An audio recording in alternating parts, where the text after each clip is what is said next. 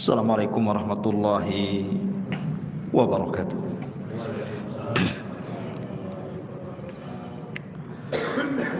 Alhamdulillah wassalatu wassalamu ala Rasulillah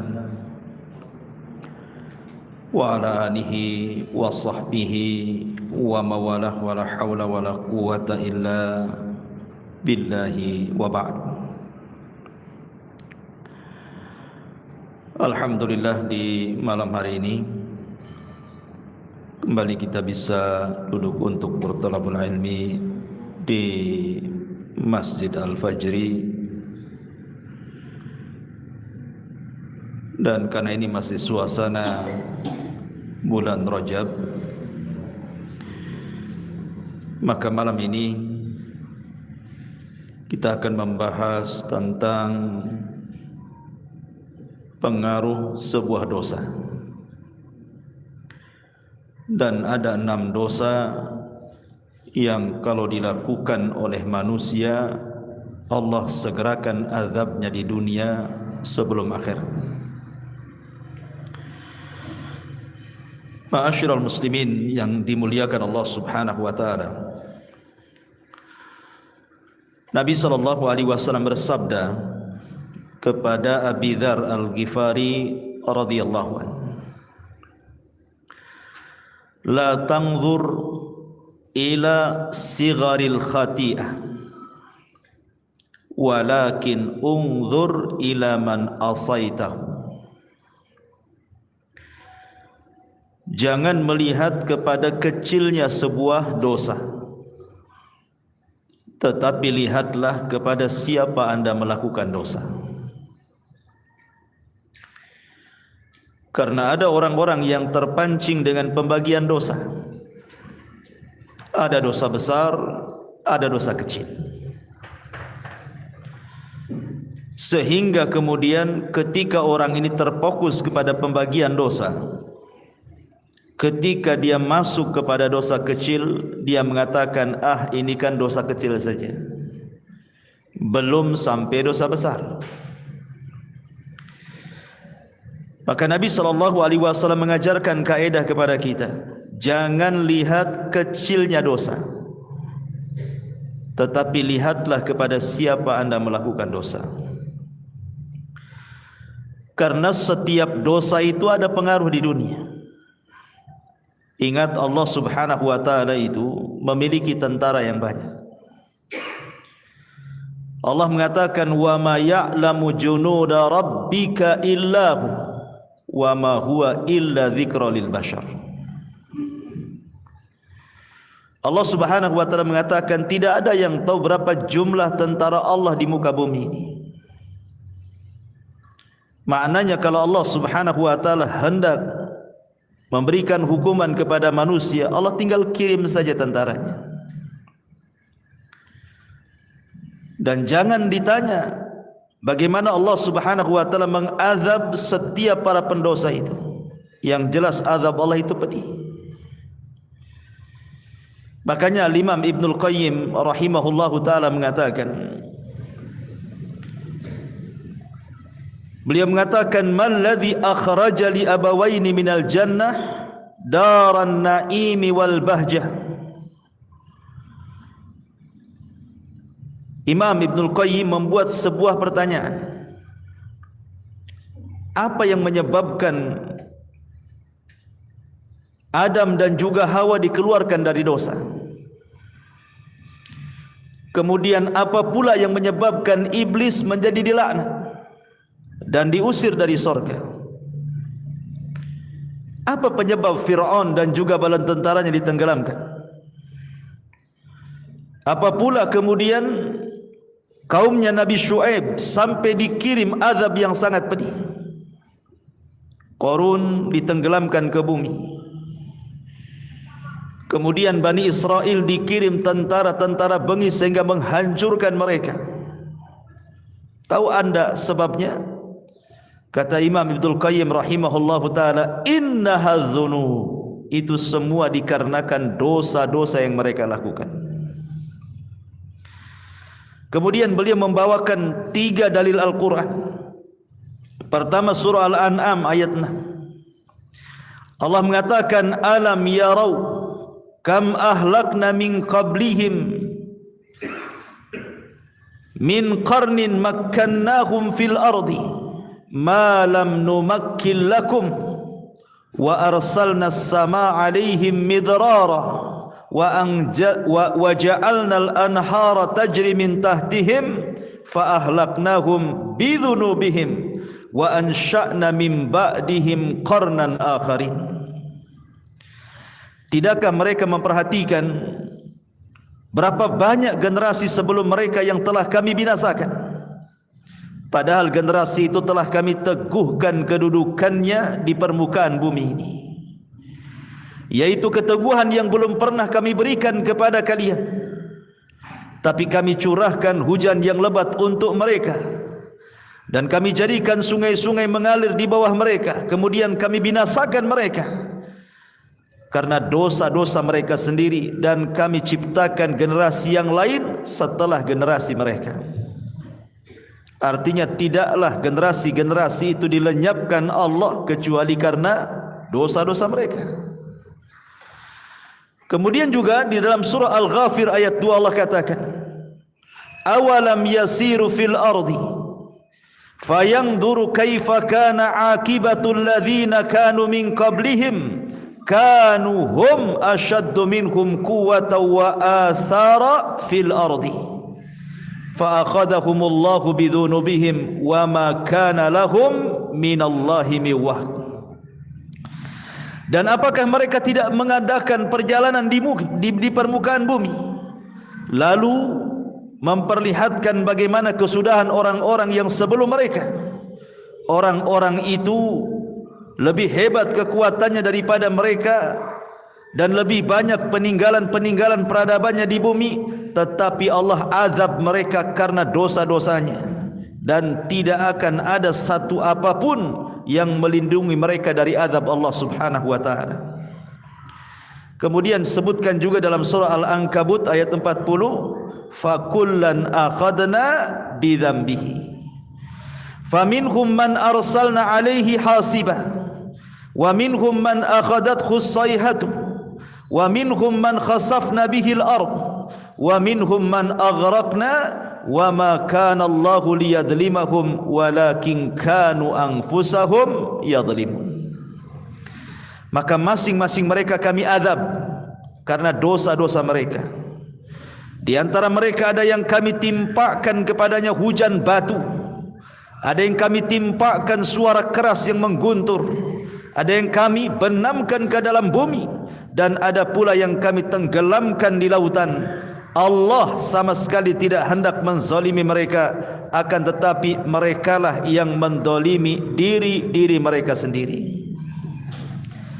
Kesimpulan perkataan Imam Ibnul Qayyim ini, ikhwatu fiddin yang dimuliakan Allah Subhanahu wa taala, bahwa setiap dosa itu punya pengaruh. Punya pengaruh. Kita lihat di masyarakat, ikhwan, karena pelajaran yang paling berharga itu adalah dengan melihat orang sekitar.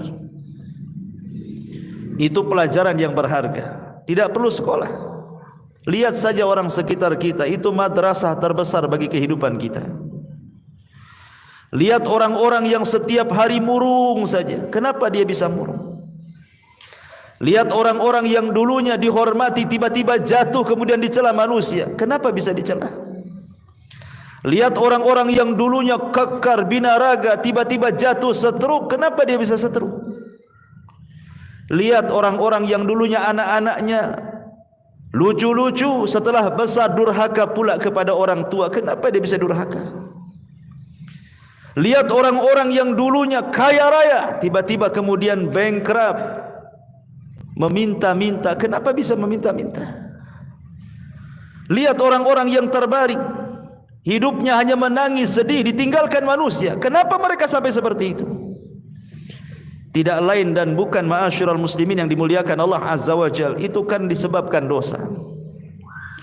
Ada orang-orang yang tidak diberikan taufik oleh Allah, susah ibadah, susah belajar, selalu bertengkar dengan manusia, tidak baik hubungan dengan keluarganya, dan begitu seterusnya. Kita saksikan di masyarakat macam-macam orang, atau mungkin kita rasakan.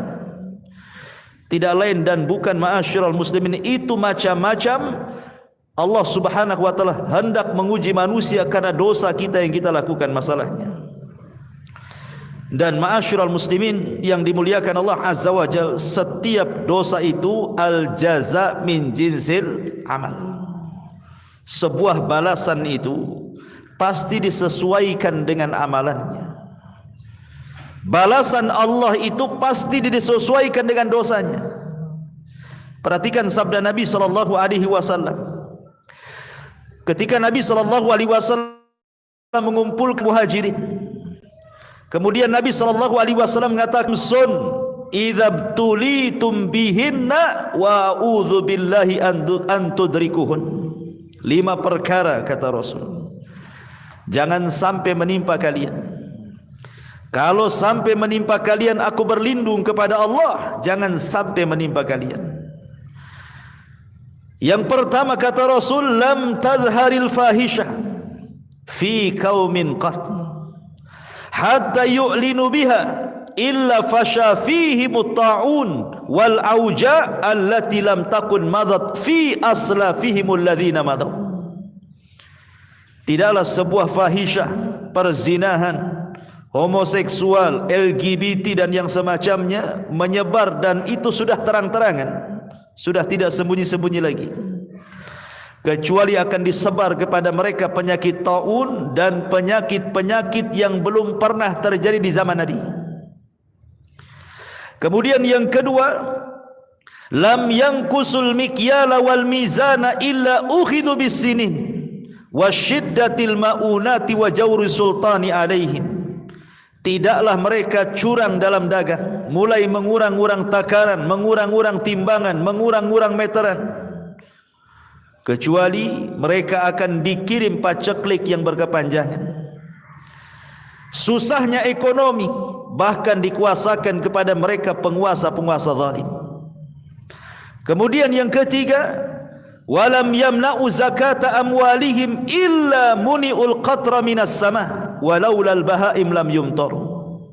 Tidaklah mereka bakhil, tidak mau mengeluarkan zakat-zakat mereka, kecuali Allah tahan hujan dari langit. Kalaupun turun hujan, itu hanya untuk binatang-binatang ternak, tapi tidak menyuburkan bagi manusia. Kemudian yang keempat, walam yanqudu ahdallah wa ahda rasulihi illa sallatallahu alaihim aduwan min ghairihim fa ukhidu ba'dha ma fi aidihim. Tidaklah mereka mulai membatalkan perjanjian dengan Allah dan dengan Rasulnya, artinya tidak taat dengan perintah Allah dan Rasulnya, kecuali akan dikuasakan kepada mereka musuh dari luar, kemudian mengambil sebagian harta kalian. Dan yang terakhir, wa man lam tahkum a'immatuhum bi kitabillah wa yatakhayyaruna mimma anzalallah illa ja'alallahu ba'sahum bainahum. Dan tidaklah para pemimpin-pemimpin kaum muslimin menegakkan kitab Allah dan mereka memilih di luar daripada apa yang diturunkan Allah, kecuali Allah akan retakkan mereka, Allah akan buat mereka berselisih. Inilah 5 dosa yang kata Imam Ibnul Qayyim rahimahullahu ta'ala, perhatikan, al-jaza min jinsil amal. Balasan itu disesuaikan dengan dosa yang diamalkannya.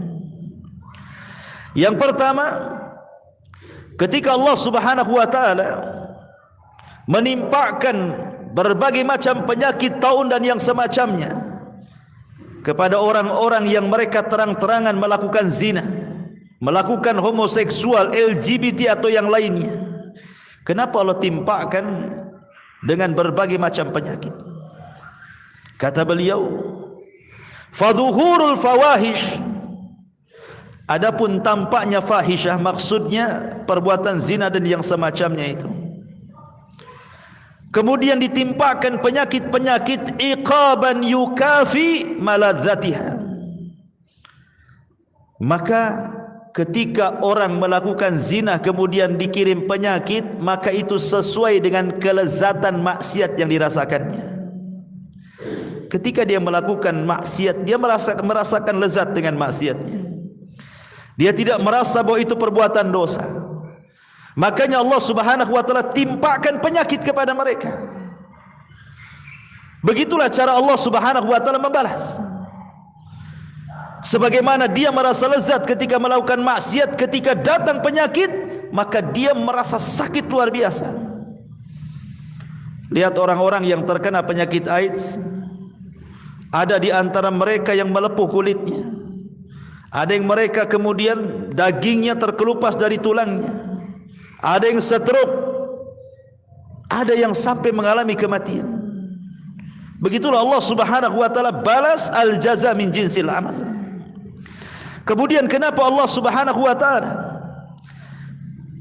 tidak menurunkan hujan kepada orang-orang yang mereka yang kedua, kenapa Allah Subhanahu wa taala mengirim paceklik yang banyak, kemudian susah ekonomi, kemudian dikuasakan pemimpin yang zalim kepada mereka orang-orang yang curang dalam berdagang? Kata Imam Ibnul Qayyim rahimahullahu taala, wa zulmun nasi li ba'dihim al-ba'dha fi arzakihim bil ghishi wal khida fil mizani tuqabiluhu uqubata habsir rizqi bil jafafi wal majaati wa zulmi sultani ra'iyatihi. Kata beliau, karena orang yang mengurang-urang takaran, mengurang-urang timbangan meteran atau curang dalam berdagang, hakikatnya dia sedang melakukan kezaliman. Dia sedang melakukan kezaliman kepada orang lain. Bisa saja orang-orang yang Anda curang itu dia anak yatim, atau mungkin orang miskin, atau orang susah. Berarti hakikatnya Anda memakan harta anak yatim, memakan harta orang-orang miskin, dan begitu seterusnya. Makanya al-jaza min jinsil amal. Ketika Anda dengan curang itu merasa bahwa dengan itu akan mendapat keuntungan yang banyak, kan orang curang itu kan keyakinannya dia dapat untung yang banyak kan. Kenapa dia kurangi dari 1 kilo 2 on, pikirnya 2 on itu akan dapat keuntungan bagi dia. Makanya kenapa hukumannya Allah tahan rizkinya. Justru Allah tahan rizkinya. Dengan cara apa? Dikirim paceklik, walaupun hujan gak ada berkah. Kemudian dikirim kepada mereka susah ekonomi. Tujuannya ingin mendapatkan ekonomi, Allah persusah pula ekonominya. Kemudian dikirim para penguasa yang zalim, akhirnya membuat aturan-aturan menyusahkan masyarakat. Lihat bagaimana al-jaza min jinsil amal, kata Imam Ibnul Qayyim rahimahullahu ta'ala. Begitu juga wa man'un nasi li zakatihim, dan orang yang mencegah manusia untuk mengeluarkan zakatnya. Yu'aqibun nas alaihi bi uqubati min jinsihi min jinsi dzambihi. Kata Imam Ibnul Qayyim juga, maka Allah Subhanahu wa taala memberikan balasan sesuai dengan jenis dosanya. Ketika dia menahan zakat, Allah tahan juga hujan. Ketika mereka menahan, Allah tahan juga. Ketika mereka melepaskan zakat, Allah lepaskan hujannya. Kalaupun seandainya ada hujan itu bukan untuk kita, tetapi untuk binatang ternak saja. Kalau bukan karena binatang ternak, mungkin langit tidak akan hujan lagi. Adapun yang keempat, ketika Nabi SAW mengatakan, ketika mereka mulai memudarkan perjanjian Allah dengan Rasulnya, mulai mereka membantah Al-Quran dan Sunnah, tidak mau mengikuti perintah, menjauhi larangan, dan juga malah kemudian melakukan larangan, malah tidak menikmati yang dihalalkan, malah menikmati yang diharamkan. Maka kata Imam Ibnul Qayyim rahimahullahu ta'ala, maka mereka pun diberikan iqab sesuai dengan jenis dosanya. Apa jenis dosanya? Dikirim kepada mereka musuh dari luar. Karena kekuatan kaum muslimin itu, kalau mereka berpegang dengan Al-Quran dan Sunnah, ikhwan. Makanya kalau masjid-masjid kaum muslimin penuh di mana-mana, musuh-musuh Islam takut. Ketika anak-anak kaum muslimin sudah mereka kembali kepada Al-Quran, menghafal Al-Quran, kembali kepada hadis, menghafal hadis dan mempelajarinya, musuh-musuh Allah takut. Tapi ketika masjid mulai kosong, Al-Quran sudah tidak dipelajari, hadis dijauhi, Islam kemudian malah dibuat orang tidak suka, musuh senang, masuk musuh, akhirnya mencaplok sebagian kekuasaan kita. Al-jaza min jinsil amal. Dan yang terakhir, begitu juga ketika para pemimpin kita sudah tidak berhukum dengan hukum Allah, malah senang dengan hukum di luar daripada hukum Allah, dan mereka pilih pula itu pula hukum yang cocok bagi mereka. Mereka tinggalkan Quran dan Sunnah, maka Allah akan buat berselisih, akan dibuat berselisih di antara mereka. Dan itu sudah terjadi di negeri kita kan, perselisihan antara kelompok ini dan kelompok itu, rebutan kekuasaan, sikut sana, sikut sini, ya kan? Sogok sana, sogok sini, celah sana, celah sini, bayar buzzer sana, bayar buzzer situ, kan itu ya. Akhirnya ribut negara. Ma'asyiral muslimin yang dimuliakan Allah Subhanahu wa taala. Dari sini menunjukkan bahwa apapun dosanya, baik umum seperti hadis ini, tetap ada pengaruhnya, apalagi khusus.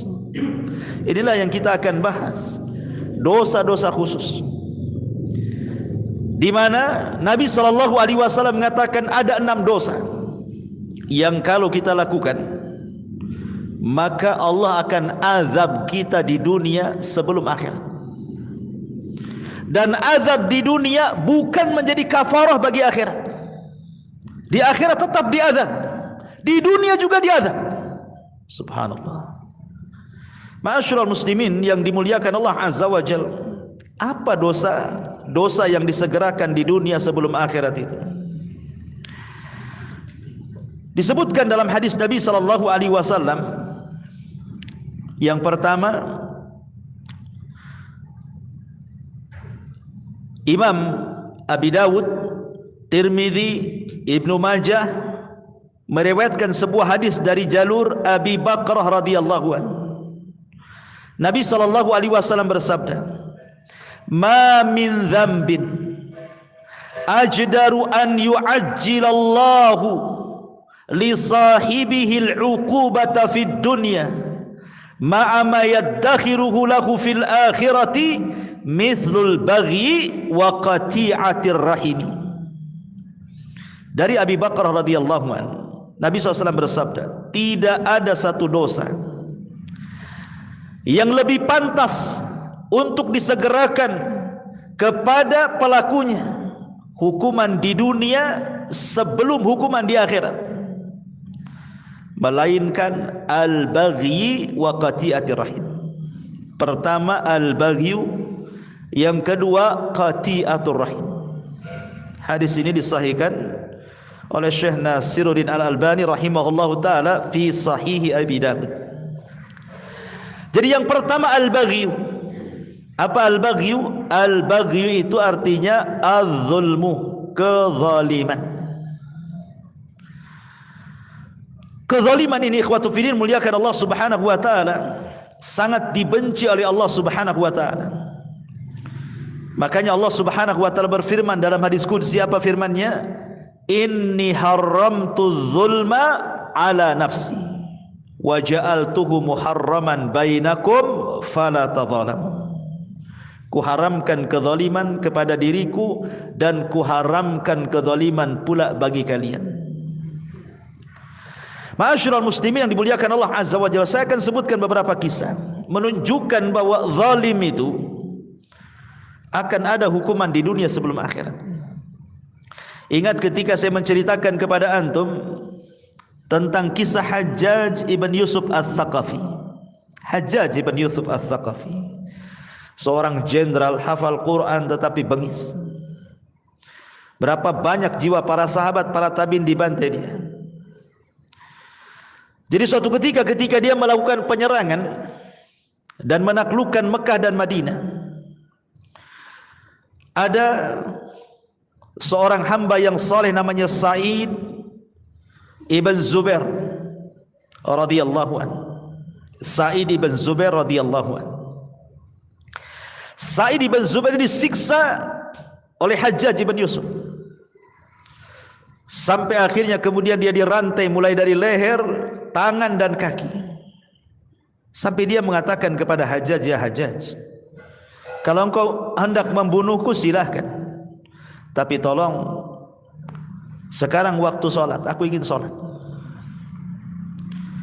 Kemudian kata Hajjaj ibn Yusuf ini, ya adu Allah, wahai musuh Allah, Engkau tinggal solat saja, mau kuarahkan ke kiblat mana? Baik kuarahkan kau ke kiblatnya orang-orang Nasrani katanya. Subhanallah, Hajjaj zalim. Ya. Maka Sa'id ibn Zubair mengatakan terserah. Karena Allah Subhanahu wa taala mengatakan fa aina ma tuwallu fa thamma wajhullah. Kemanapun aku mengarah di sana ada wajah Allah. Akhirnya kemudian sebelum dibunuh oleh Hajjaj di pantai ini, Sa'id ibn Zubair ini berdoa kepada Allah Subhanahu wa taala dan mengatakan, ya Rabb, jangan engkau kuasakan kezaliman Hajjaj setelah aku, cukuplah aku yang terakhir. Maka setelah Sa'id ibn Zubair dibunuh secara zalim oleh Hajjaj ibn Yusuf ini, 40 hari setelahnya Hajjaj selalu bermimpi, dalam mimpinya berjumpa dengan Sa'id ibn Zubair. Kemudian terngiang-ngiang setiap hari. Akhirnya dia pun jatuh sakit dan mengalami sakit yang hebat, yang rasa sakitnya tidak ada yang tahu kecuali Allah. Sebab itulah dia meninggal. Lihat, Shadaqa Rasul sallallahu alaihi wasallam bahwa kezaliman itu akan disegerakan azabnya di dunia sebelum akhirat. Bahkan dikisahkan ma'asyiral muslimin yang dimuliakan Allah Azza wa Jalla dari Yahya Al-Burmuki rahimahullahu taala. Yahya Al-Burmuki ini adalah salah satu menteri pada kekhilafan Harun Ar-Rasyid. Harun Ar-Rasyid menjadikan Yahya Al-Burmuki ini salah satu wazirnya, penasehatnya. Tetapi kemudian amanah daripada Harun Ar-Rasyid, jabatan yang diberikan kepada Yahya Al-Burmuki ini melewati batas kewenangan dia. Akhirnya dia pun melakukan kezaliman, memperkaya dirinya dan begitu seterusnya, menzalimi orang lain. Lah akhirnya kemudian ketahuan. Maka Harun Ar-Rasyid marah karena kezaliman yang dilakukan Yahya Al-Burmuki ini. Akhirnya sama Harun Ar-Rasyid dimiskinkan dia, ditangkap ia dan Fadl anaknya, dimasukkan ke dalam penjara. Dalam penjara anaknya tidak tahu menahu kenapa bapaknya dan dianya bisa masuk penjara. Di dalam penjara ini anaknya ngomong sama bapaknya, ya abi, ba'dal amri wan nahi wan ni'mati sirna ila hadha. Wahai ayahku, saya ingin tanya sesuatu. Baru saja kita ini mendapatkan kedudukan yang tinggi di Daulah Abbasiyah, bisa memerintahkan orang, bisa melarang orang, diberikan kenikmatan. Tiba-tiba kami dalam penjara seperti ini, gelap gulita, sulit, susah. Ada apa wahai bapakku, katanya. Maka Yahya Al-Burmuki mengatakan, ya bunai, hadhihi da'watul madlum sarat bilailin ghafalna anha walam yaghfalillahu anha. Wahai anakku, boleh jadi ini doa orang yang pernah kita zalimi, di mana doa itu melesat di malam hari. Kita lupa dengan doa-doa itu, tapi Allah tidak lupa. Kita lalai dengan doa orang-orang yang kita zalimi, tapi Allah tidak lalai. Wala tahsabannallaha ghafilan amma ya'malu zalimun. Jangan sangka Allah lalai terhadap orang-orang yang melakukan kezaliman. Allah tidak lalai. Makanya kenapa kemudian Nabi SAW sampai mengatakan bahwa doa orang yang dizalimi itu melesat sampai ke mana? Sampai ke awan. Kemudian Allah mengatakan, wa bi'izzati la ansurannahu walau ba'dahin. Maka Allah berfirman dari atas sana, demi kemuliaanku, kata Allah, aku akan tolong orang yang dizalimi ini sampai batas waktunya. Sampai-sampai Imam Abdul Qayyim mengatakan, walaupun yang dizalimi itu orang kafir sekalipun, Allah akan tolong dia. Bukan karena Allah menolong kekafirannya, tidak, tapi Allah melihat dia di posisi orang yang dizalimi. Karena Allah tidak suka dengan kezaliman dan Allah suka keadilan. Makanya siapapun yang akan dizalimi, kemudian orang yang dizalimi berdoa kepada Allah Subhanahu wa taala, maka Allah akan ijabah, dan itu sebagai iqab bagi dia di dunia sebelum akhirat. Kecuali kalau dia bertobat kepada Allah Subhanahu wa taala sebelum kematiannya. Ma'asyiral muslimin yang dimuliakan Allah Subhanahu wa taala, makanya kenapa zalim itu sebuah kegelapan pada hari kiamat. Az-zulmu dzulumatun yaumal qiyamah. Kezaliman itu kegelapan pada hari kiamat. Ini yang pertama. Yang kedua, qati'atur rahim. Yang akan disegerakan hukumannya di dunia sebelum akhirat adalah orang yang memutuskan silaturahim. Dan yang paling besar dari memutuskan silaturahim adalah uququl walidain. Ketika seorang anak durhaka kepada orang tua, maka hukumannya akan disegerakan di dunia sebelum akhirat. Seorang syekh bercerita, syekh ini biasa berdakwah di penjara. Jadi suatu ketika syekh ini, ya sebagaimana rutinitas jadwal dia harus mengisi di penjara. Dia datang ke penjara. Rupanya di depan penjara itu adalah seorang ibu yang menangis. Menangis tidak henti-hentinya. Ditanya oleh syekh ini, "Ya ummah, wahai ibu, kenapa anda menangis?" Kemudian ibu ini mengatakan, "Sesungguhnya anakku di dalam sana," katanya. "Anakku di dalam sana." Akhirnya kemudian syekh ini membujuk ibu ini supaya tenang. Kemudian ibu ini mengatakan, menitipkan uang 300 real. "Ya syekh, sampaikanlah uang ini kepada anakku dalam sana." Kemudian syekh ini bertanya, "Bagaimana bisa anakku di penjara?" Kemudian ibunya mengatakan, "Uquq ya syekh, uququl walidain ya syekh." Durhaka kepada orang tua wahai syekh, durhaka kepada orang tua. Kata syekh ini, "Bagaimana bisa? Coba ceritakan." Maka ibu ini bercerita begini. Jadi suatu hari ayahnya memerintahkan sesuatu dengan nada tinggi. Tidak terimalah dia anaknya ini. Akhirnya adu mulut antara bapa dan anak ini. Entah kenapa anak ini kemudian menempeleng bapaknya sampai pingsan. Bapaknya ditempeleng sampai pingsan. Ya. Akhirnya kemudian ketika dia sadar, dia tidak terima, dilaporkan ke polis, ditangkap, masuk penjara dia. Kata syekh, la haula wala quwata illa billah. Akhirnya diambil uang itu. "Baik, akan saya sampaikan uang ini setelah saya izin ke sipir dulu, karena tidak boleh masukkan sembarang barang ke dalam penjara. Setelah dapat izin masuknya." Lah kebetulan syekh ini mulai tadinya hendak menyampaikan materi lain, tapi karena berjumpa dengan ibu itu, akhirnya ketika dia ceramah materinya fokus kepada bahaya uququl walidain. Syekh ini tidak tahu yang mana satu anak itu. Yang diceritakan ibu itu dari sekian narapidana dalam penjara itu, mana satu tidak tahu, tidak pernah kenal siapa namanya, bagaimana rupanya, nggak tahu. Akhirnya syekh ini menceritakan tentang bahaya uququl walidain dengan mengatakan, "Fala taqul lahuma uffi wala tanharhuma." Mengatakan A saja tidak boleh, apalagi kemudian membentaknya, apalagi sampai memukulnya. Kemudian diceritakan tentang bahaya ancaman-ancaman di dunia, di neraka ini. Tiba-tiba di balik tiang itu, rupanya anak itu ada di balik tiang. Entah kenapa anak ini seperti orang mabuk, entah ngantuk, entah mabuk, entah apa gitu, mendengarkan kajian, tiba-tiba oleng, kepalanya membentur tiang itu, kemudian pingsan. Al-jaza min jinsil amal.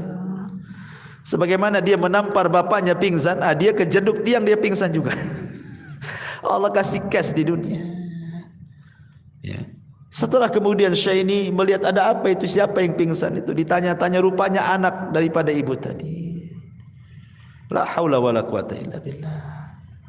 Bahkan seorang syekh bercerita, ikhwan, ada orang yang sudah tua, ibunya ini sudah tua, usianya hampir 90 tahun. Allah berikan usia panjang ibu ini. Anaknya pun sudah tua, anaknya 50 lebih. Mungkin ibu ini menikah muda, jadi hampir 90 tahun usianya. Anaknya pula ya 50 tahun lebih lah, laki-laki. Sama-sama sudah tua kan, itu bahasanya ya. Ibunya tua sekali, anaknya pun sudah tua di atas 50. Tetapi kemudian ibu dan anak ini selalu bercanggah, berselisih, sampai tidak ada salam, tidak ada kalam, tidak mau berjumpa, musuhan. Anaknya benci sama ibunya. Akhirnya kemudian ibu ini, namanya orang tua, ikhwata fiddin, sejahat apapun anak, namanya orang tua itu pasti ada waktu redanya, pasti akan kembali sayangnya. Bagaimanapun itu kan darah daging dia. Jadi ibu ini datang kepada seorang syekh dan mengatakan, ya syekh, bisa enggak kau damaikan aku dengan anakku, katanya. Bisa enggak kau damaikan aku dengan dia? Harusnya kan anak yang berdamai dengan orang tuanya kan. Ini terbalik pula. Ibunya datang kepada syekh, ya syekh, tolong damaikan aku dengan anakku, katanya. Kata syekh, baik, karena ini sebuah pekerjaan yang bagus, dipuji oleh Allah Subhanahu wa taala. La khaira fi katsiri min najwahum illa man amara bi shadaqatin aw ma'rufin aw islahin bainan nas. Tidaklah kebanyakan ucapan manusia di atas kebaikan kecuali orang memerintahkan kepada kebaikan, memerintahkan sedekah dan mengislah di antara orang yang bertikai. Kata syekh, baik, kita datangi anakmu. Dibawalah orang tua ini oleh syekh ini ke rumah anaknya, ya. Kemudian diketuk pintunya. Ketika anak ini melihat ibunya langsung emosi, tidak terima. Kemudian syekh berusaha untuk menenangkan anak itu. Kemudian syekh masuk ke dalam rumah, ibunya menunggu di luar, diceramai sama syekh itu, jangan, kamu jangan seperti itu ibumu, mintalah kau maaf kepada dia. Tapi kemudian dia mengeluarkan kata-kata yang sampai keluar kata-kata itu didengar ibunya. Ibunya sakit hati, ya. Dia tujuannya baik, mau berdamai, tiba-tiba malah dicela, dicaci, dimaki, sakit hatinya, dirobek hatinya. Akhirnya kekeh anak itu tidak mau minta maaf sama orang tuanya. Maka sebelum pulang, entah kenapa ibunya terlontar kalimat, ya Rabb, kama akhraqani, sebagaimana dia telah membakar hatiku, menjadi panas hatiku, menjadi hancur hatiku, katanya, maka bakarlah hatinya, katanya. Kemudian kata ibunya, ya syekh, pulang kita, katanya. Pulang, ya. Baru sehari dua hari, entah kenapa kemudian anak itu mengalami sakit di dadanya, panas luar biasa, ya, panas. Sampai dia datang ke tabib. Tabib pun bingung, itu penyakit apa tuh? Kok bisa panas gitu ya dalamnya tuh, kayak terbakar gitu hatinya. Sampai dokter angkat tangan, tidak bisa, ini nggak tahu penyakit apa ini, katanya. Akhirnya dia cobalah baru sadar, jangan-jangan kemudian ini kesalahan dia dengan ibunya. Dia coba datang kepada syekh tadi. Kemudian mengatakan, ya syekh, pernahkah ibuku mengatakan sesuatu tentang aku, katanya. Saya tidak tahu. Kalau begitu kau minta maaflah sama orang tuamu. Ma'asyiral muslimin yang dimuliakan Allah Azza wa Jalla, dari dua kisah ini saja kita mengetahui bahwa al-jaza min jinsil amal. Jadi ada balasan-balasan orang-orang yang mutus silaturahim, durhaka kepada orang tua itu, Allah akan balas di dunia sebelum akhirat. Lihat ceritanya Jurez. Jurez ini durhaka kepada orang tua itu hanya gara-gara dipanggil tak mau datang. Bukan lagi tidur, bukan lagi kerja, tidak, lagi sholat. Jurez kan lagi sholat. Masalahnya kan dia sholat sunnah. Harusnya dia batalkan, karena panggilan ibu wajib, sholat sunnah itu sunnah saja kan. Secara hukum ilmunya adalah batalkan sholat sunnah, ikut panggilan orang tua, itu yang benar. Tapi Jurez orang jahil tapi ahli ibadah.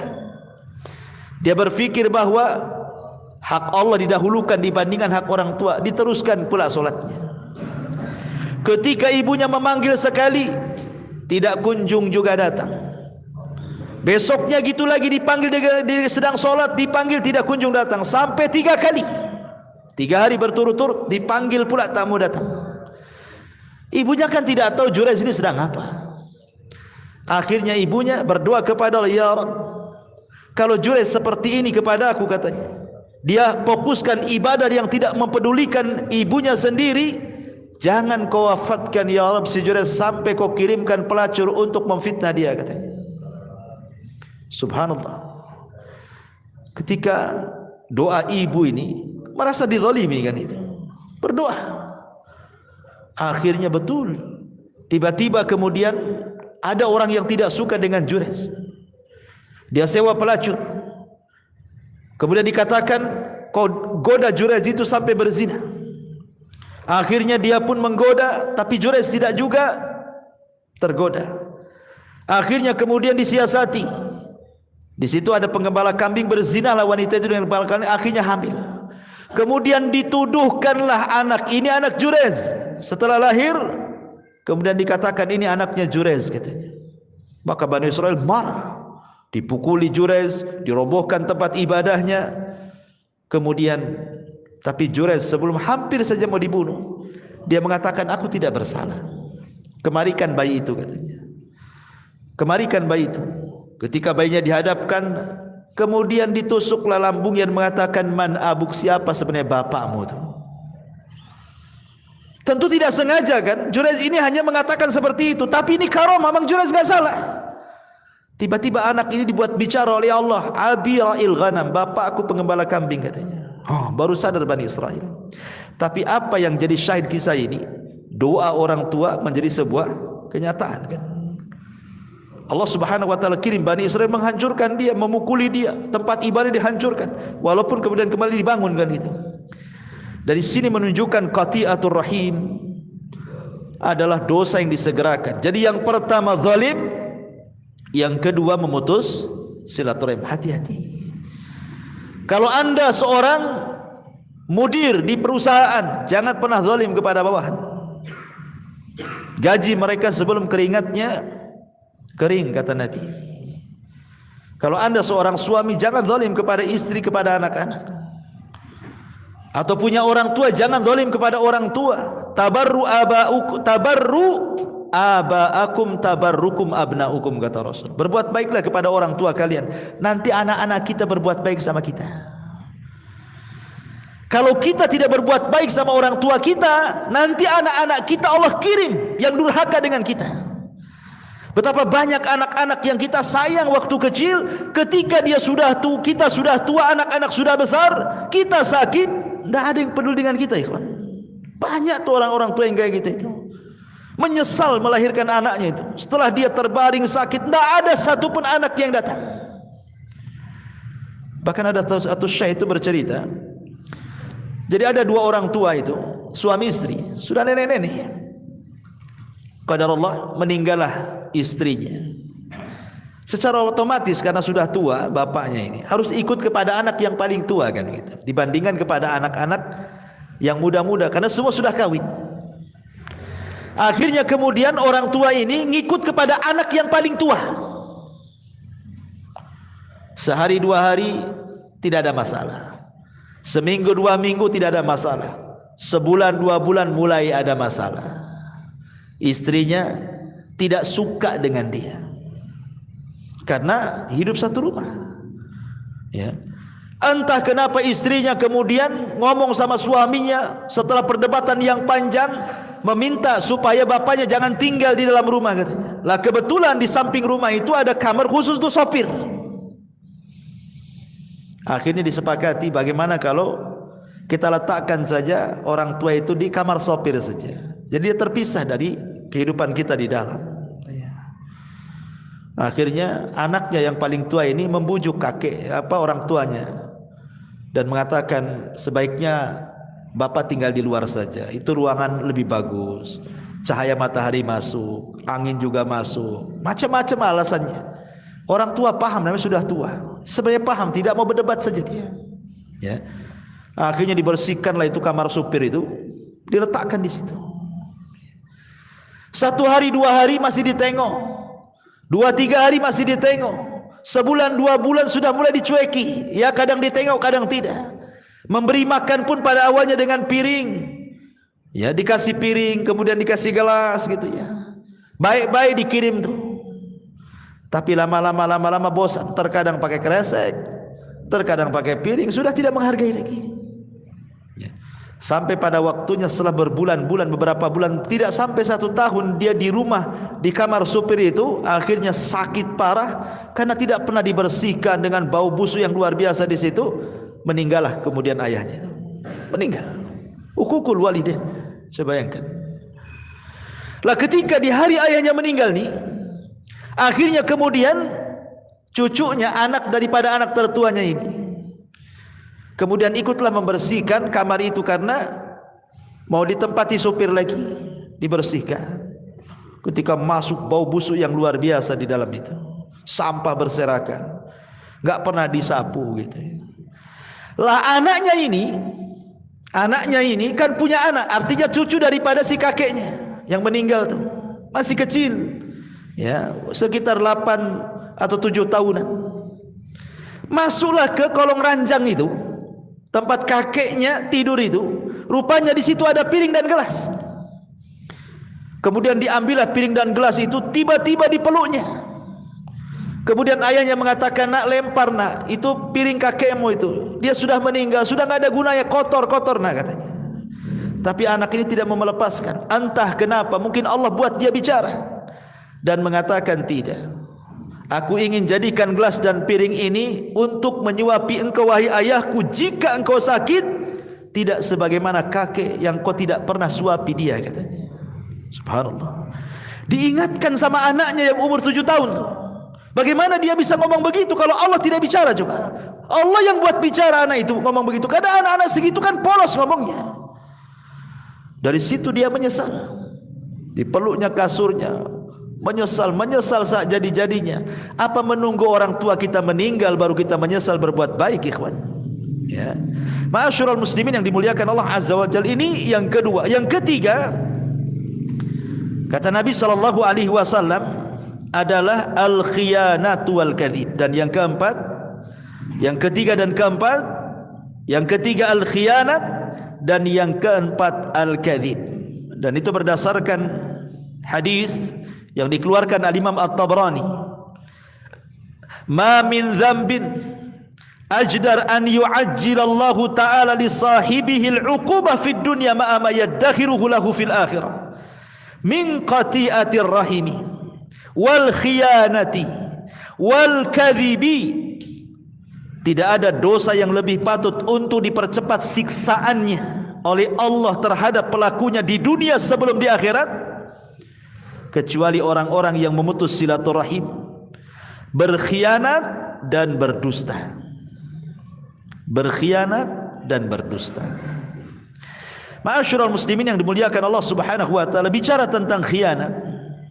Khianat ini gambarannya umum, ikhwan. Berkhianat itu kan umum. Ya, dikasih harta, berkhianat dengan harta, tidak amanah dengan harta, dibelanjakan pula di jalan syaitan.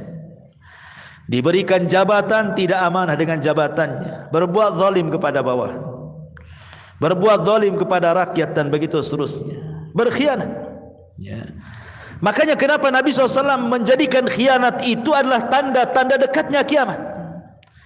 Kata Nabi SAW, la taqumus sa'ah hatta yadhhar al-fushu wat-tafakhushu wa qati'atur rahimi wa su'ul mujawarati wa hatta yu'tamanul kha'in wa yukhawwanul amin. Tidak akan terjadi hari kiamat sehingga muncul perkataan keji, kebiasaan berkata keji, memutuskan kerabat, keburukan bertetangga, dan sehingga orang-orang khianat diberikan amanah, sedangkan orang-orang yang amanah dianggap berkhianat. Dan inilah harinya yang disabdakan Rasul itu. Di hari ini orang yang jujur itu langka, ikhwan. Susah cari orang jujur itu. Karena memang aturan yang membuat kita tidak jujur, kan? Buat KTP nembak, buat SIM nembak, buat vaksin nih, kartu vaksin nembak. Susah. Aturannya yang dibuat kita tidak jujur. Korupsi itu mulai dari atas sampai ke bawah, terstruktur. Ya. Orang itu susah cari, makanya jangan di zaman sekarang, di zaman Umar radhiyallahu anhu, itu di zaman sahabat loh. Umar bin Khattab radhiyallahu anhu malam-malam itu belusukan, enggak bawa wartawannya. Kemudian tengoklah ada tenda, kok bercahaya di situ. Karena begini, ikhwan, gambaran di zaman Umar itu. Umar itu menyediakan tenda-tenda yang banyak. Untuk apa? Untuk orang-orang yang dari daerah ingin mengadu nasib ke kota, ke Madinah. Jadi fasilitasi tempatnya itu. Kemudian mereka dikasih tenda sama penerangan. Itu pun ditentukan waktunya dari jam sekian ke jam sekian harus dimatikan. Dari pemerintah. Begitulah Umar radhiyallahu an memfasilitasi rakyatnya. Jadi orang-orang dari daerah kayak kita di sinilah umpamanya kan, ingin mengadu nasib ke Jakarta, ke ibu kota. Jadi mungkin di ibu kota itu sama pemerintah sudah disediakan apartemen-apartemen gratis gitu ya. Kan enak tuh kalau punya pemimpin kayak Umar itu ya. Ya entah kapan lagi lah Umar itu ada kan itu. Nggak ada lagi Umar, nanti nunggu Imam Mahdi mungkin ya. Jadi Umar radhiyallahu anhu ini malam-malam nampak kok ada tenda yang belum dimatikan, harusnya mati jam segini. Ini penerangan pemerintah. Akhirnya mendekati tenda itu adalah percakapan wanita tua dengan anak gadisnya. Umar coba mendengarkan percakapan keduanya itu. Jadi ibunya ini ngomong sama anaknya, "Nak, bagaimana kalau kita besok jualan air susu ini kita campur dengan air mineral supaya banyak untungnya?" Begitulah curang dalam dagang itu modusnya kurang lebih sejak zaman Umar sampai sekarang, main campur-campur kan. Ya kan? Pemanya jual jeruk bilangnya beras tagi, ya taunya beras busuk kan itu. Bilang salak pondok, ternyata salak gubuk kan gitu. Enggak tahu kita ini. Dicampur-campur kan itu ya. Itulah memang dari sejak zaman dulu namanya curang dalam dagang, main campur-campur yang baik dengan yang buruk dan begitu seterusnya. Tapi anak gadisnya ini subhanallah anak soleha. Dia mengatakan kepada ibunya, "Bu, jangan. Umar bin Khattab Amirul Mukminin membuat aturan dalam jual beli tidak boleh curang." Kata ibunya, "Nak, Umar tidak tahu." Pada Umar di samping tendanya tuh. Umar tidak tahu. Tapi anak gadisnya sekali lagi mengingatkan kepada ibunya, "Bu, walaupun Umar tidak tahu, tapi Umar punya Rabb, punya Tuhan, dan Tuhannya Umar juga Tuhan kita. Tuhannya Umar tahu." Ya. Akhirnya sadar ibunya. Umar bergegas pulang. Kumpulkan anak laki-lakinya semua. Ibnu Umar, Qasim ibn Umar, anak laki-lakinya banyak. Kata Umar bin Khattab, "Siapa yang siap nikah di antara kalian?" "Siapa?" katanya. "Tuh ada bibit unggul tuh sana," katanya. Rupanya Qasim ibn Umar mengatakan, "Saya wahai abi, besok ikut saya." Dilamarkan gadis dalam tenda. Orang susah dinikahkan dengan orang nomor satu, anak orang nomor satu, Khalifah Amirul Mukminin. Karena di zaman itu yang dilihat agama, bukan dilihat harta. Bukan kayak zaman sekarang kan gitu. Walaupun hafal Quran, nggak ada kerjaan buat apa? Emang saya makan ayat katanya. Bagus sama dokter jelas katanya gajinya bulanan. Ya. Ini hafal Quran gojek lagi nggak jelas hasilnya. Zaman sekarang kan gitu ya. Kalau zaman dulu kan tidak. Ya. Zaman dulu itu ilmu luar biasa dihargai kan, apalagi kejujuran. Makanya Qasim ibn Umar menikahlah dengan wanita ini. Lahirlah seorang putri namanya Lailah. Dari Lailah inilah lahir tokoh fenomenal sepanjang sejarah, Umar bin Abdul Aziz. 2 tahun 5 bulan berkuasa, nggak ada orang miskin di zamannya. Dialah penegak keadilan sampai orang menyangka itulah Al-Mahdi yang dikatakan Nabi. Ya. Masyarul muslimin yang dimuliakan Allah Subhanahu wa taala. Tapi syahidnya dalam kisah Umar bin Khattab bagaimana Amirul Mukminin menghargai kejujuran. Menghargai kejujuran. Kalau di zaman sekarang ada orang jujur di tengah-tengah para pengkhianat, sebentar aja ikut pengkhianat dia. Kalau tidak jadi pengkhianat, dimusuhi oleh para pengkhianat. Gimana caranya disingkirkan kan begitu. Masyarul muslimin yang dimuliakan Allah Azza wa Jalla. Makanya kemudian khianat ini bahaya dan banyak jenisnya. Berkhianat ini. Makanya kenapa Nabi SAW sampai mengatakan para pengkhianat ini akan disegerakan hukumannya di dunia sebelum akhirat. Karena bahaya para pengkhianat, bisa menghancurkan negara. Ingat runtuhnya Baghdad di tangan Tatar, orang-orang Mongol, sampai akhirnya dibantai, mulai dari anak kecil, wanita, dewasa, habis dibantai satu kota Baghdad sama orang-orang Tatar itu. Siapa yang berkhianat? Orang Syiah. Orang Syiah membocorkan rahasia, berkhianat dengan orang-orang Tatar, akhirnya menghancurkan Baghdad. Khianat ini bisa menghancurkan negara, ya kawan. Ulama dibantai, kitab-kitab dibakar tuh. Pengkhianatan orang Syiah tuh. Ibnu Qumi, ya.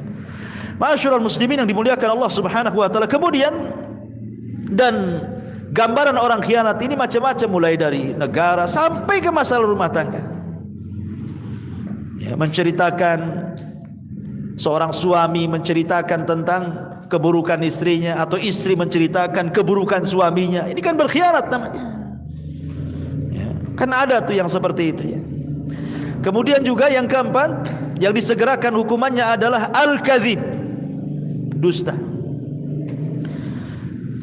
Dan dusta ini disebutkan dalam hadis Nabi sallallahu alaihi wasallam, yahdi ilal fujur, mengarah kepada fujur, keburukan.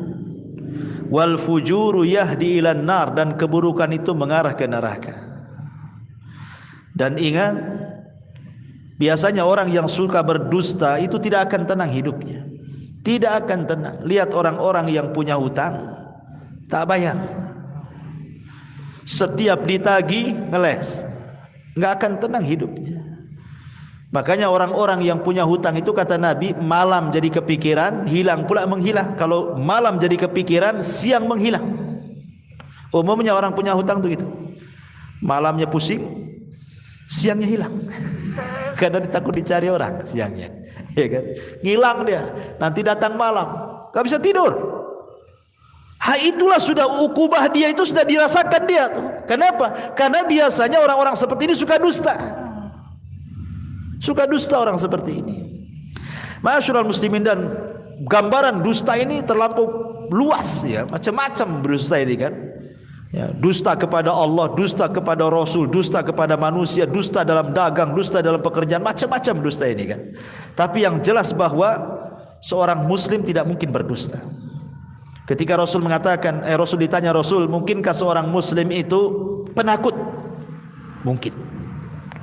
Karena orang jihad itu tidak semua berani. Mungkin seorang mukmin itu penakut. Mungkinkah seorang mukmin itu bakhil? Mungkin, kata Rasul. Karena kecintaan kepada harta akhirnya dia bakhil. Kemudian mungkinkah seorang muslim itu pendusta? Kata Rasul, tidak. Tidak ada seorang muslim itu pendusta. Seorang muslim boleh pengecut, seorang muslim boleh bakhil, tapi seorang muslim tidak mungkin berdusta, kata Nabi. Karena dusta itu bukan akhlak seorang muslim. Ya, makanya kenapa kemudian ini pun hukumannya disegerakan sebelum di akhirat. Hati-hati, jangan suka berdusta. Kemudian yang nomor 5 adalah mahabbatu isya'atil fahisyah, suka menyebarkan habar-habar buruk. Allah Subhanahu wa taala mengatakan dalam surah Nur ayat 19, innal ladzina yuhibbuna an tashi'al fahishata fil ladzina amanu lahum adzabun alimun fid dunya wal akhirah wallahu ya'lamu wa antum la ta'lamun. Sesungguhnya orang-orang yang suka tersebar keburukan di tengah-tengah orang yang beriman, bagi mereka azab yang pedih di dunia dan juga di akhirat. Di dunia dapat azab, di akhirat dapat azab, dan Allah mengetahui dan kalian tidak tahu. Dan ini penyakit yang sekarang menyebar nih, yang kelima ini. Bayangkan, Al-Quran yang mengatakan baru cinta saja tersebarnya sebuah keburukan, itu sudah diadab di dunia. Apalagi dia yang menciptakan keburukan, dia pula yang menyebarkannya. Sekarang ada handphone di mana-mana. Terkadang-kadang kalau dia orang awam, tidak tahu apa-apa gitu kan, buat konten. Kontennya itu maksiat. Nah, umpamanya seorang perempuan joget-joget nampak aurat, habis itu di-share, ya kan? Di TikTok kok di apa supaya dapat pendukung, penonton, ya, subscribe, ya. Subhanallah, itu menyebarkan keburukan. Menyebarkan musik-musik yang enggak jelas, ya kan? atau menyebarkan berita. Ini tahun politik nih, hati-hati nih.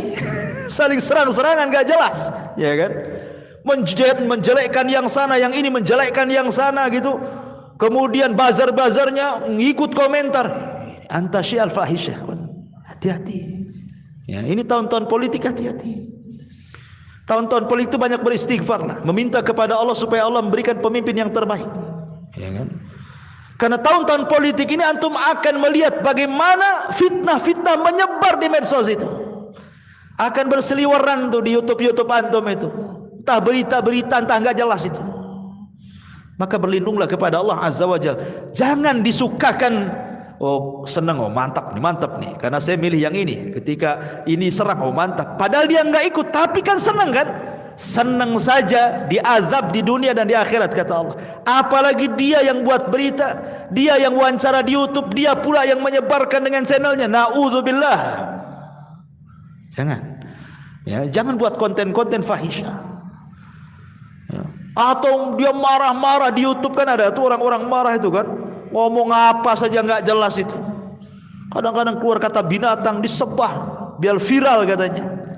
Anda bukan biar viral, Anda itu sedang mengundang azab Allah tuh. Ya. Makanya ma'asyiral muslimin ini juga diancam dalam Al-Qur'an surah Nur ayat 19. Dan yang terakhir, yang keenam adalah nifaq, kemunafikan. Allah Subhanahu wa taala berfirman di dalam Al-Qur'anul Karim, tepat pada ayat ke berapa? Ayat yang ke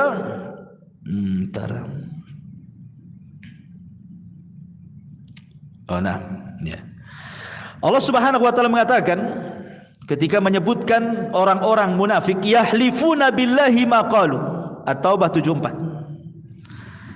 Walaqad qalu kalimatal kufri wa kafaru ba'da islamihim wa hammu bima lam yanalu wa ma naqamu illa an aghnahumullahu wa rasuluhu min fadli fa in yatubu yaku khairan lahum wa in yatawallaw yu'adzibhumullahu adzaban aliman fid dunya wal akhirah. Orang-orang yang mereka bersumpah dengan nama Allah, apa yang mereka katakan, dan sungguh mereka telah mengatakan dengan kalimat kekufuran, dan mereka telah kufur setelah keislaman mereka. Maka di ujung ayat Allah mengatakan kalau mereka tobat itu lebih baik, tapi kalau tidak tobat bagi mereka azab di dunia dan di akhirat. Dan orang-orang munafik di zaman sekarang tersebar, ikhwan, Masya Allah. Ada orang jahil mengomentari orang alim, orang jahil bicara soal Islam. Kan banyak di sekarang nih. Entah ngomong apa tuh, kayak dia tahu aja soal Islam tuh. Kemudian menyatut-nyatut dalil. Mungkin baca Quran saja belepotan tidak bisa kan, tapi seolah-olah dia peneliti hebat, komentator gitu ya, seolah-olah punya ilmu dalam agama. Kalau Anda tidak punya ilmu agama, diamlah. Anda kan bukan bidangnya. Karena bagaimanapun Rasul mengatakan idza wusidal amru ila ghairi ahli fantadirisah. Apapun kalau sudah diserahkan kepada yang bukan ahlinya, itu tunggu aja kehancurannya tuh. Islam hancur itu bukan orang luar yang menghancurkan, tapi orang dalam yang munafik yang menghancurkan. Disebarnya Islam-Islam yang kita kenal liberal hari ini contohnya kan, menyamakan agama itu semua sama. Sampai kemudian juga akhirnya dibentur-benturkan Islam itu dengan perkara-perkara yang memang sebenarnya tidak ada berbenturan. Contoh umpamanya ketika datang Natal, kita kan disuruh menghormati orang-orang di luar daripada Islam selama mereka tidak menyerang kita, tidak memerangi kita. Antabarruhum wa tuqsitu ilaihim, kata Allah, untuk berbuat baik kepada mereka dan berbuat adil kepada mereka. Kita disuruh. Tapi kita punya kalimat lakum dinukum waliyadin. Bukan berarti ketika mereka buat acara kita ikut terlibat, ikut pakai atribut mereka, ikut mengucapkan selamat mereka. Coba bayangkan, ternyata orang-orang di luar Islam pun sebenarnya, kalaupun orang Islam tidak ngomong seperti itu pun mereka tidak sakit hati. Yang sakit hati itu gerombolan orang-orang sakit hati dalam Islam mana? Disalah-salahkan pula kita yang memfatwakan jelas-jelas ulama mengharamkan. Malah kita pula tidak dikatakan ini enggak nasionalis nih katanya. Memecah belah. Subhanallah ikhwan. Orang yang menjaga keyakinannya dibilang memecah belah. Harus dibedakan ikhwan. Masalah toleransi dengan antar umat beragama itu dalam Islam jangan diajarkan masalah ini. Islam paling lengkap. Jangan ajarkan kita soal toleransi. Quran dan Sunnah sudah mengajarkan sedemikian rupa. Ya. Nabi itu hidup di tengah-tengah orang Yahudi loh. Bukan hidup langsung ke Madinah jadi negara Islam, tidak. Pernah hidup bersama orang Yahudi, orang Nasrani, orang musyrik. Rasul lihat bagaimana mengajarkan kepada kita hidup di tengah-tengah antar umat beragama kan. Semua ada ilmunya. Ya. Tetapi orang-orang ini, wallahu a'lam, solat ke mereka tak solat kita tidak tahu. Hanya model handphone, kemudian di depan handphone nongkrong tak ngomong apa-apa. Itu kan gitu ya. Dia tidak sadar handphone ini sebenarnya cuman ada dua kegunaannya. Anda menolong Islam dengan handphone atau Anda menghancurkan Islam dengan handphone. Itu saja. Ya. Anda beli medsos ini untuk apa? Untuk menghancurkan Islam atau untuk membangun Islam? Karena akan ditanya di hadapan Allah Subhanahu wa taala, ya.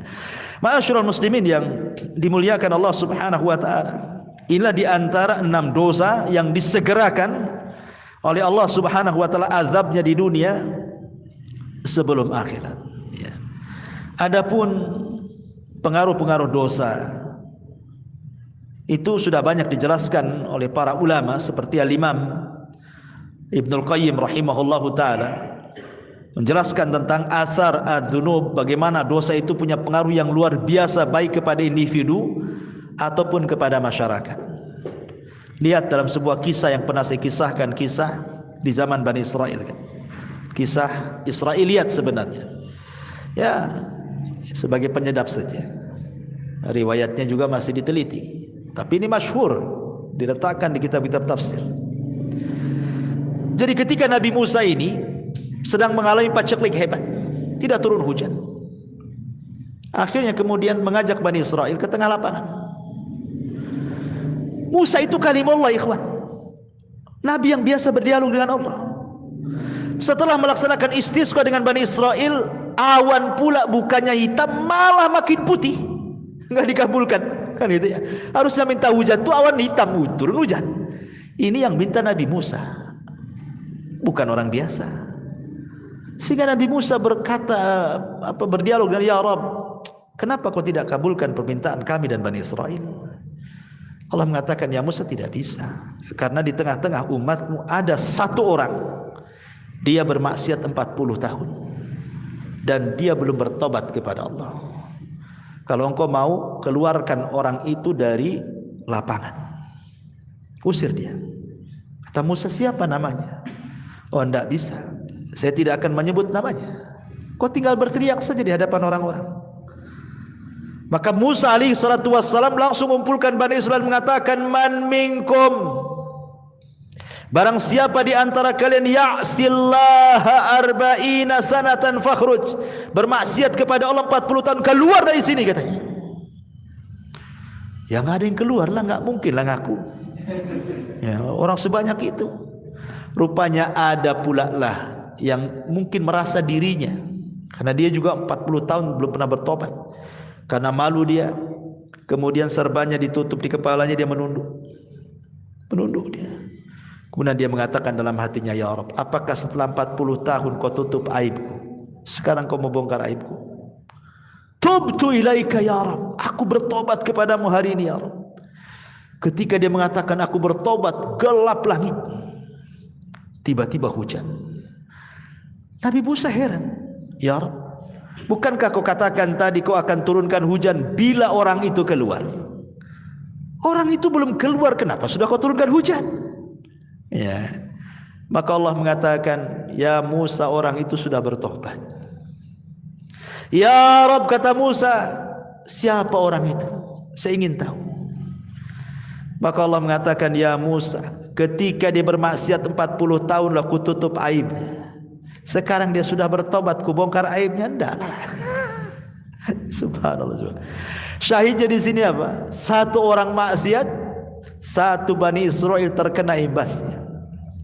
Ya kan? Satu orang bermaksiat, satu negara kena imbasnya. Itulah pengaruh maksiat. Ya, apalagi kepada pribadi, hadis yang tadi saya jelaskan di awal gitu ya.